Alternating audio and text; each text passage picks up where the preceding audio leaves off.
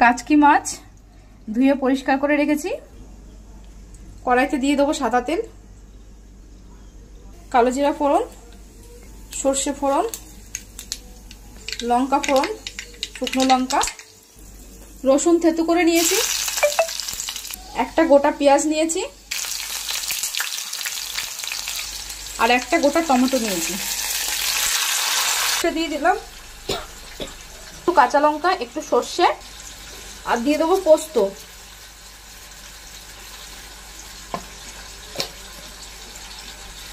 আর একটু জিরের গুঁড়ো। এবার দিয়ে দেবো মাছটা।